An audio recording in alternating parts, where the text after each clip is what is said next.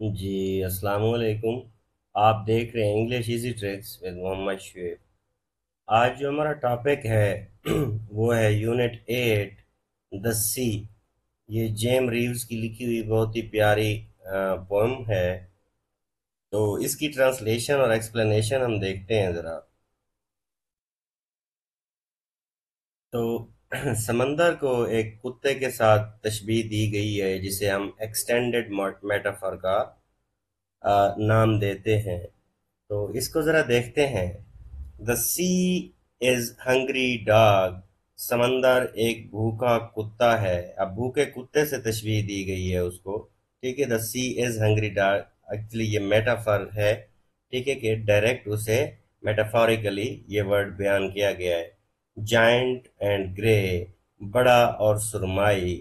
He rolls on the beach all the day۔ اب دیکھیں rules آن دا بیچ، تو یہ کیا ہے؟ یہ بھی اگر دیکھا جائے تو پرسونیفائی کیا گیا ہے، اس کو پرسونیفیکیشن کہہ سکتے ہیں ہم اس کو، کہ رول کیا ہوتا ہے۔ اب جس طرح آپ رول کرتے ہیں، سمندر اس طرح سے تو رول نہیں کرتا، لیکن اس کو یہ تشبیہ دی گئی ہے، اس کے ساتھ یہ ایسوسیٹ کیا گیا ہے اس خوبی کو۔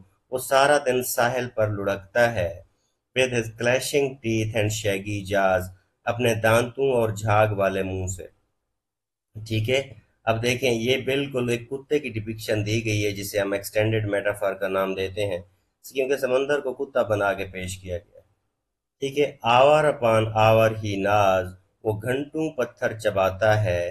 دا رمبلنگ ٹمبلنگ سٹونز، گرجتے لڑکتے پتھروں کو، کیسے؟ جیسے اینڈ بونز بونز بونز، اب کیسے؟ جیسے کتا ہڈیاں کھاتا ہے، اسی طرح اس نے پتھروں کو کیا کہا ہوا ہے؟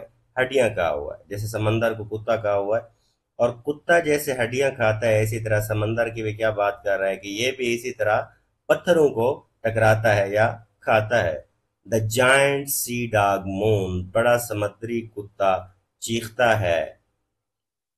لکنگ ہز گریزی پاز، اپنے گیلے پنجوں کو چاٹتا ہے، ٹھیک ہے۔ اب دیکھیں یہ بتا رہا ہے کہ کیسے کیسے سمندر کام کرتا ہے، کیسے ایسے کتے کے ساتھ تشبیہ دی گئی ہے، کیسے آ کے اس کی جو زوردار لہریں ہیں وہ کناروں سے ٹکراتی ہیں، اور وہ کنارے سے کس طرح سے ایک منظر دیتا ہے، تو یہ اس کی ڈپکشن کی گئی ہے۔ آگے دیکھتے ہیں۔ And when the night wind roars, اور جب تیز رات کی تیز ہوا چلتی ہے۔ And the moon rocks in the stormy cloud, اور چاند طوفان بادل میں ہلتا ہے۔ He bounds to his feet and snuffs and sniffs, اور وہ اچھل کر کھڑا ہوتا ہے، سونگتا ہے اور سرکتا ہے۔ اب دیکھیں کہیں سے بھی اگر آواز آئے تو کتے کی بھی یہی نیچر ہوتی ہے کہ وہ اٹھتا ہے، سونگتا ہے کہ کہاں سے یہ آواز آ رہی ہے، آواز کیوں آ رہی ہے۔ تو سمندر کی بھی وہی بات کہہ رہا ہے، اسے دوبارہ میٹافوریکلی کمپیئر کر کے کہتا ہے کہ جب بھی کہیں سے رات کو تیز ہوا چلتی ہے، یہ بھی اچھل کھڑا ہوتا ہے، اور اسی طرح اس کی لہریں چل پڑتی ہے۔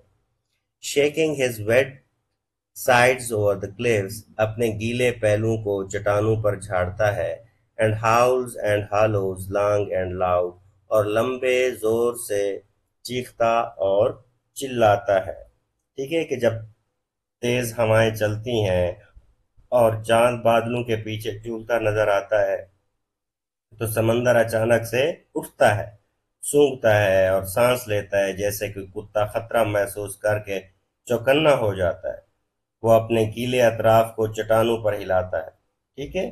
کیا مطلب؟ یعنی لہریں ساحل کی چٹانوں سے زور سے ٹکراتی ہیں، اس کے بعد وہ زور زور سے چیختا ہے اور بھونکتا ہے، جو سمندر کی طوفانی لہروں کی گرج اور شور کی عکاسی کرتا ہے، ٹھیک ہے۔ تو اس طرح سے اس ٹینزا میں یہ چیز بیان کی گئی ہے۔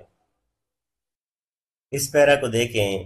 بٹ ان کوائٹ ڈیز ان مئی اور جون، لیکن مئی یا جون کے پرسکون دنوں میں۔ اب اسی سمندر کے بارے میں کیا بتا رہا ہے جب وہ سکون میں ہوتا ہے، اس کی پرسکون حالت کو بیان کیا جائے۔ کیونکہ کہتے ہیں نا کہ انسان جیسے پورا سال ایک جیسا نہیں رہ سکتا، 24 گھنٹے انسان ایک ہی مزاج میں نہیں ہوتا، تو سمندر بھی سارا سال ایک مزاج میں نہیں ہوتا۔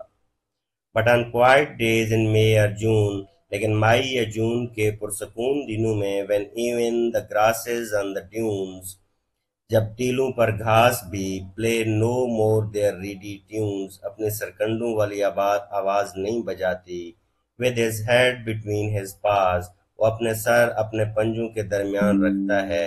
He lies on the sandy shores. ریتلے ساحلوں پر وہ لیٹتا ہے. So quiet, he scarcely snores. اتنا خاموش کہ وہ مشکل سے خراٹے لیتا ہے. ٹھیک ہے. اب اس میں سمندر کی پرسکون حالت کو بیان کیا گیا ہے کہ مئی یا جون کے پرسکون دنوں میں جب ساحل پر موجود ریت کے ٹیلوں پر اگنے والی گھاس بھی ہوا نہ ہونے کی وجہ سے اپنی سریلی آواز بند کر دیتی ہے. ظاہر سی بات ہے جب آپ دیکھتے ہیں ہوا ہی نہیں ہوتی تو اس کی آواز کہاں سے آئے گی. اور سمندر جسے کتے کے نام سے یہاں یاد کیا گیا ہے کہ اپنا سر اپنے پنجوں کے درمیان رکھ کر ریتلی ساحل پر لیٹ جاتا ہے. ٹھیک ہے. کتا بھی ایسے ہی کرتا ہے نا جب تھکا ہوا ہوتا ہے. اور وہ اتنا پرسکون ہوتا ہے کہ اس کی سانس بھی مشکل سے سنائی دیتی ہے. ٹھیک ہے. یعنی وہ خراٹے بھی نہیں لیتا. تو یہ سمندر کی خاموشی کی بات کو بتا رہا ہے کہ سمندر جب خاموش ہوتا ہے تو کس مزاج میں ہوتا ہے. ٹھیک ہے. سیم ایکسٹینڈڈ میٹافر ہے کتے سے. اگر دیکھا جائے تو آپ کو یہ امیجری بھی اس میں نظر آئے گی. اگر اس کے تھیمز دیکھیں تو ڈویلٹی آف نیچر ہے سمندر، جہاں پہ آپ کے لیے وہ پازیٹیوٹی شو کرتا ہے وہیں پہ نیگیٹیوٹی بھی ہے. سمندر کی لہریں آپ کے کنٹرول میں نہیں ہوتی. سمندر ایک بہت بڑی چیز ہے. Powerful and unpredictable force of the sea, کہ کس طرح سے سمندر کو اللہ نے طاقت دی ہے. اگر سمندر کچھ کرنے پہ آ جائے تو کتنا کچھ کر سکتا ہے. جسٹ امیجن کہ اگر سمندر میں سیلاب آ جائے. ٹھیک ہے. Nature mirrors humans moods. اور نیچر کس چیز کو بیان کرتی ہے کہ انسان کے موڈ کے بارے میں بتاتی ہے کہ انسان بھی ایک جیسا نہیں ہوتا. نہ تو جیسے کتے کے ساتھ اسے کمپیئر کیا گیا اسی طرح سمندر بھی ایک جیسا نہیں ہوتا. ٹھیک ہے. تو ہوپ فلی کسی حد تک میں نے اس کی ٹرانسلیشن آپ تک پہنچائی ہوگی، آپ کے لیے یہ چیز آسان ہوئی ہوگی. Thank you so much.